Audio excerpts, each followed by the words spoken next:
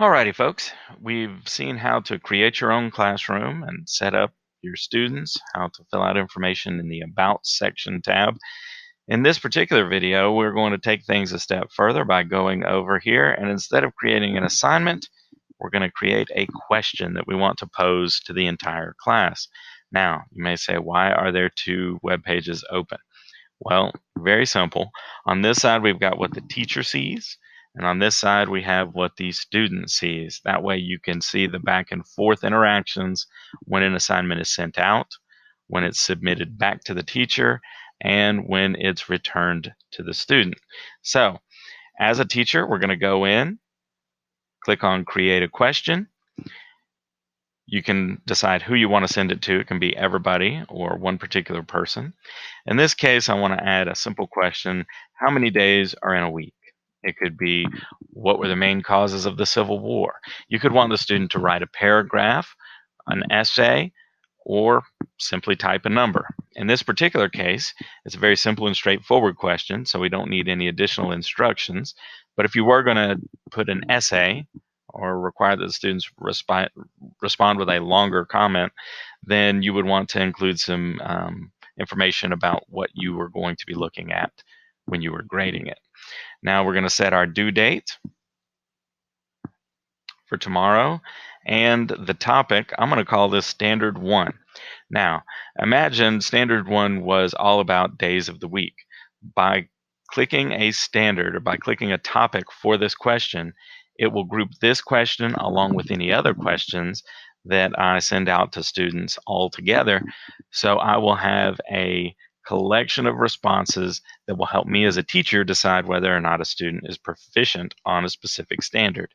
So even though it takes one more step to put a topic with it, it will help you later on grading and assessing mastery of standards. So don't forget to do that step. In this particular case, instead of doing a short answer, we're going to make a multiple choice question. So our choices are 6 days in a week, 7 days in a week, or 8 days in a week.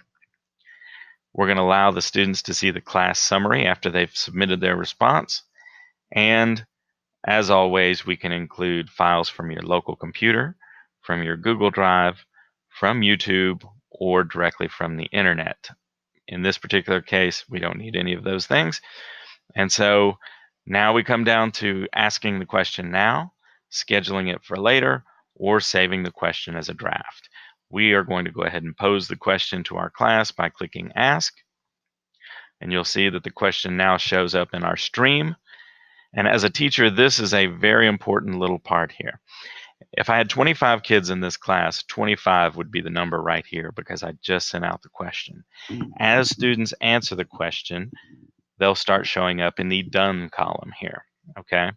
So if I have 25 kids here, 23 answer, that leaves 2 over here. Now you can quickly click on that and see which 2 students did not respond to the question, and you can touch base with them to make sure that they had the opportunity.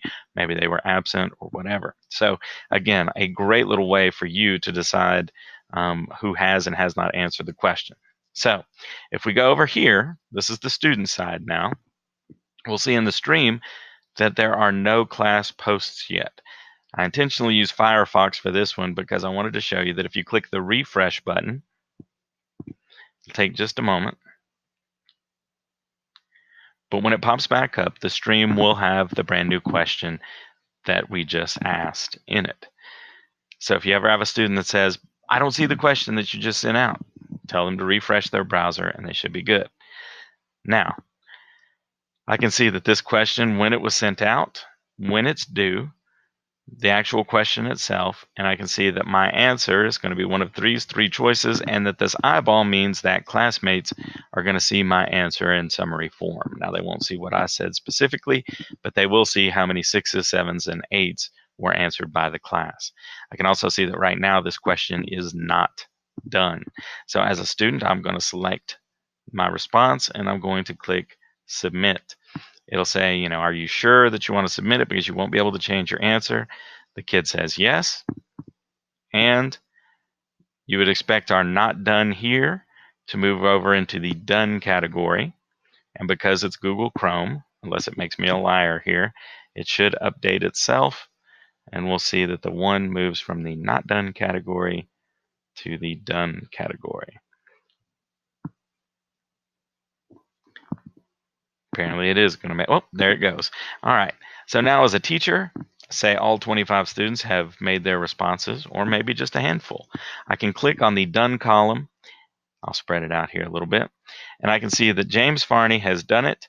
He has selected answer number 7 here, and it's ready for me to add a grade.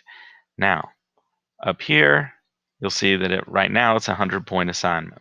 If I wanted to make that a 5-point question, because it was very simple, I can update the point value at the top. And so now this assignment is out of 5 points. So in this case, little Jamie has earned a 5 out of 5 for his response. And when I click return, I can add a private response like great job. Hit return.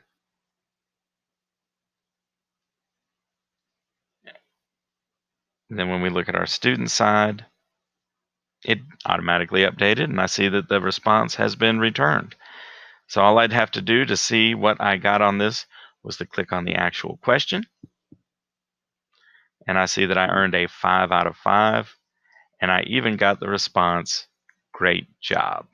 So that's how it works. You have just learned how to create a class question by clicking on the Create Question button. You have submitted out to the students. The student has responded, and you have graded the task. So if you were to click on that, you would see that James Farney Jr. earned a 5 out of 5. That's how the process works, not only for a class question, but also for assignments. And we will learn more about that later on. So congratulations, you now know how to make a class question and how to submit grades. Thank you.